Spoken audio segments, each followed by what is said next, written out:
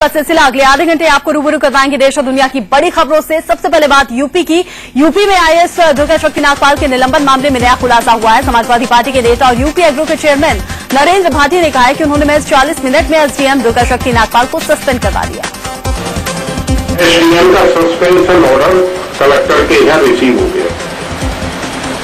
ये है लोकतंत्र की ताकत। नहीं आप लोगों को बताने आएंगे जिस औरत में इतनी यहाँ की वो उनके घंटे को 40 मिनट में मिल पाई। समाजवादी पार्टी के नेता नरेंद्र भाटी ने सिर्फ अखिलेश सरकार की पोल नहीं खोली। भाटी ने महिला आईएएस अफसर के लिए अपशब्द का भी इस्तेमाल किया। मंच पर खड़े होकर भीड़ के सामने आईएएस दुर्गा नागपाल के लिए अशोभनीय शब्दों का इस्तेमाल किया। लोगों को बताने आएंगे जिस औरत में इतनी यहाँ की वो उनके घंटे को 40 मिनट में मिल पाई। नरेंद्र भाटी के खुलासे पर बीजेपी नेता लालजी टंडन ने समाजवादी पार्टी को आड़े हाथों लिया है। कहा है कि इस निलंबन के पीछे नरेंद्र भाटी का स्वार्थ छिपा हुआ है।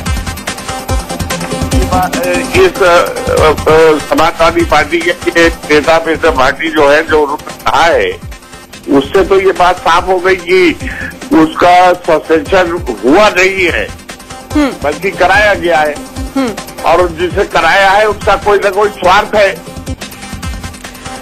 वहीं मुख्यमंत्री अखिलेश यादव ने दुर्गा नागपाल के निलंबन को सही ठहराया है और कहा कि सरकार का फैसला सही है।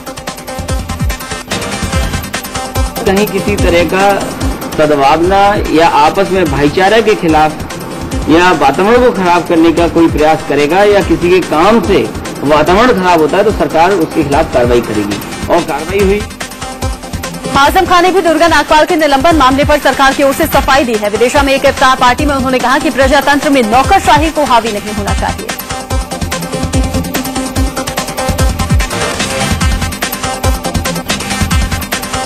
आईएएस दुर्गा शक्ति के निलंबन मामले में केंद्रीय मंत्री नारायण सामी ने कहा है कि केंद्र ने इस मामले को लेकर यूपी सरकार से रिपोर्ट तलब की है जिसका इंतजार किया जा रहा है।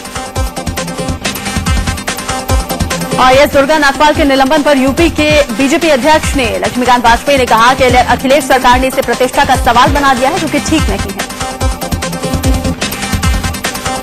आईएएस दुर्गा शक्ति के निलंबन पर बीजेपी नेता मुख्तार अब्बास नकवी ने भी चुटकी ली है और कहा है कि अखिलेश राज में दुर्गा पर गाज गिरी है जबकि राजा को राज मिला है।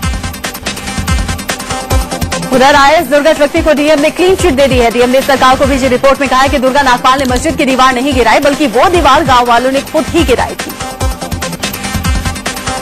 गौतम बुद्ध नगर के कदालपुर गांव के लोगों ने डीएम की इस रिपोर्ट को खारिज कर दिया है। गांव वालों का कहना है कि दीवार आईएएस दुर्गा शक्ति ने ही गिरवाई थी और उनके निलंबन का फैसला सही है।